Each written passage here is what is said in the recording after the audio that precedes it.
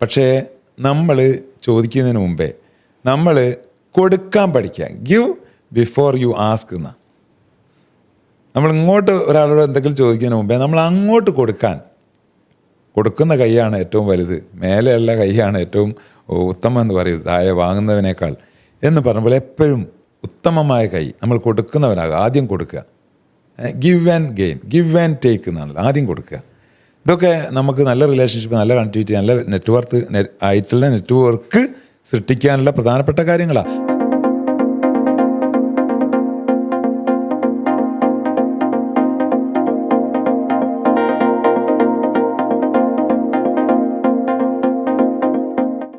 നമുക്കറിയാലോ, ഈ സംരംഭത്തിൽ ഓൺട്രപ്രണേഴ്സിന് ഈ ബന്ധമാണല്ലോ ബിസിനസ്സിനെ നിലനിർത്തുന്ന ഏറ്റവും പ്രധാനപ്പെട്ട ഘടകം. അപ്പോൾ ഈ ബന്ധങ്ങളെ നമ്മളെ ബിസിനസ്സിനെ ഏറ്റവും ഗുണകരമാക്കി മാറ്റാനായിട്ടുള്ള കുറച്ച് ടെക്നിക്സ്, ടിപ്സൊക്കെ എന്തൊക്കെയാണ്? ബന്ധം എന്ന് പറഞ്ഞാൽ അത് തന്നെ ജീവിതം. റിലേഷൻഷിപ്പാണ് റിയൽ ലൈഫ്. അതുപോലെ നമുക്കറിയാം റിലേഷൻഷിപ്പാണ് റിയൽ ബിസിനസ്, അത് ഉറപ്പാണല്ലോ. അപ്പം നെറ്റ്വർക്കാണ് ബിസിനസ്സുകാരന് ശരിക്കും നെറ്റ് വേർത്ത് എന്നാണ് പറയുക. അതിനുള്ള സമ്പത്തൊക്കെ അത് തന്നെയാണ്. നമ്മളെ ബന്ധങ്ങൾ അത്രയും പവിത്രമാണ്, അത് അത്രയും ബലവത്താണ്, അത്രയും നമ്മുടെ സപ്പോർട്ടാണ്, അത്രയും നമ്മുടെ കോൺഫിഡൻസാണ്. ഭയങ്കര കോൺഫിഡൻസാണ് ആ ബന്ധം എന്ന് പറയുന്നത്.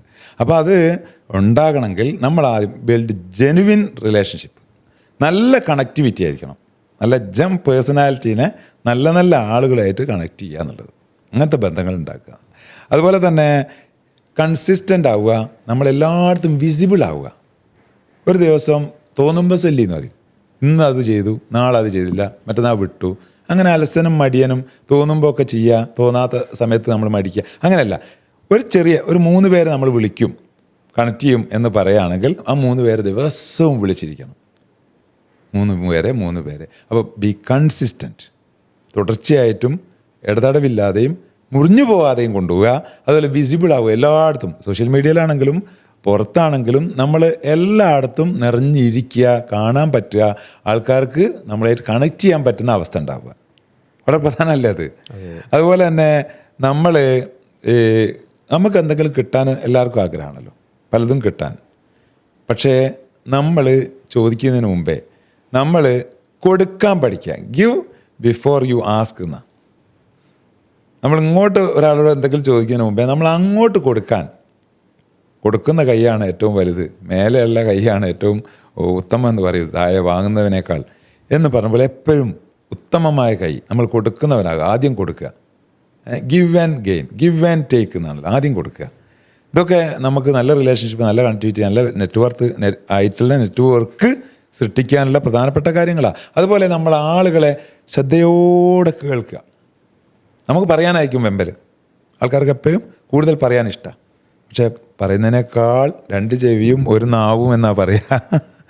ഇരട്ടി കേൾക്കുക, അതിൻ്റെ പകുതി പറയുക എന്ന് പറഞ്ഞ പോലെ കൂടുതൽ ആളുകളെ സശ്രദ്ധം വളരെ മനസ്സ് കൊടുത്ത് റെസ്പെക്റ്റോടുകൂടി കേട്ട് നോക്കൂ. നല്ല ബന്ധങ്ങൾ. അപ്പോൾ നമ്മളിപ്പോൾ പറഞ്ഞതുപോലെ കൂടുതൽ കേൾക്കാനും അതുപോലെ തന്നെ കൊടുക്കാനും ഒക്കെയുള്ള മനസ്സും പിന്നെ ഒരു കൺസിസ്റ്റൻ്റ് എഫേർട്ടും ഒക്കെ ആണല്ലോ പറഞ്ഞിരിക്കുന്നത്. അപ്പോൾ ഈ കൺസിസ്റ്റൻസി എന്ന് പറയുന്ന സംഭവം മെയിൻറ്റെയിൻ ചെയ്യാനായിട്ട് വലിയ പാടുപെടുന്നുണ്ട് സംരംഭകൻ പലപ്പോഴും. ഒരു ഡിസിപ്ലിനും ഒരു കൺസിസ്റ്റൻസിയും ലൈഫിൽ കൊണ്ടുവരാൻ പറ്റാറില്ലല്ലോ.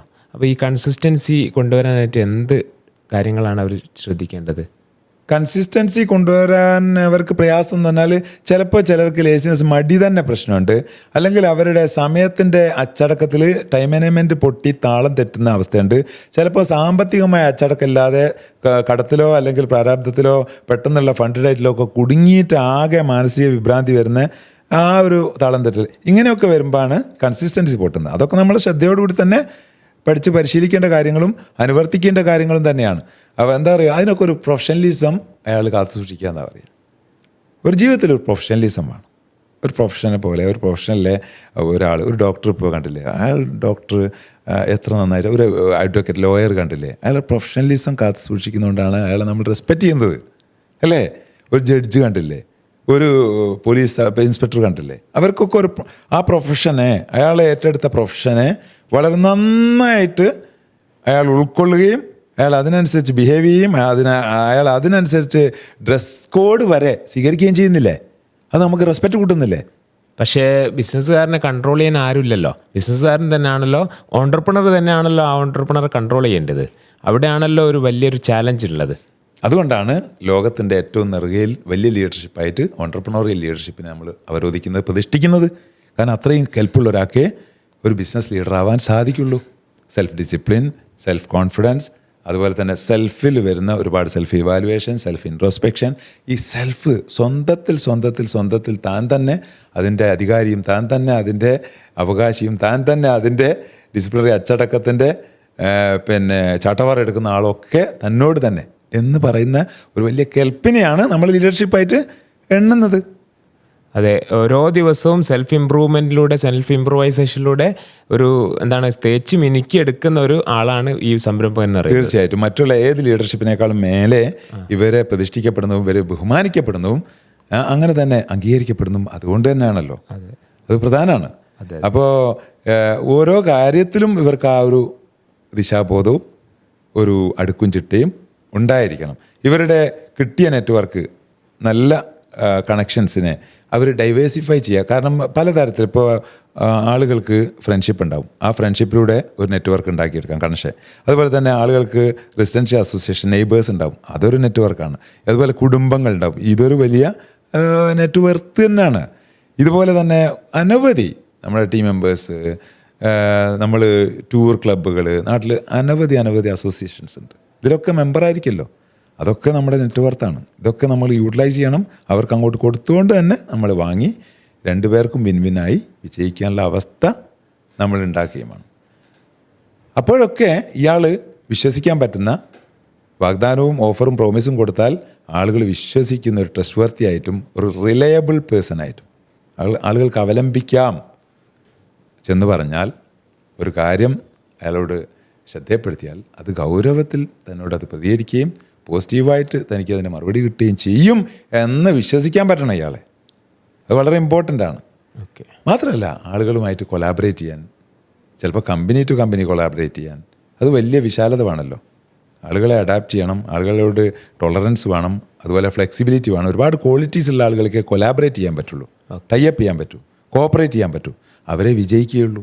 അതെ, പക്ഷേ ഈ റിലയബിലിറ്റിയും കൊളാബറേഷനും ഇത് വളരെ മാച്ചിങ് കൺസെപ്റ്റുകളാണല്ലോ. ഇപ്പം നമ്മളെ വിശ്വസിക്കാൻ പറ്റുന്ന ഒരാളാണെങ്കിൽ മാത്രമാണല്ലോ കൊളാബറേറ്റ് ചെയ്യാനും കൊളാബ് ചെയ്യാനും ഒക്കെ ആളുകൾ വരുന്നു ചേരുള്ളൂ.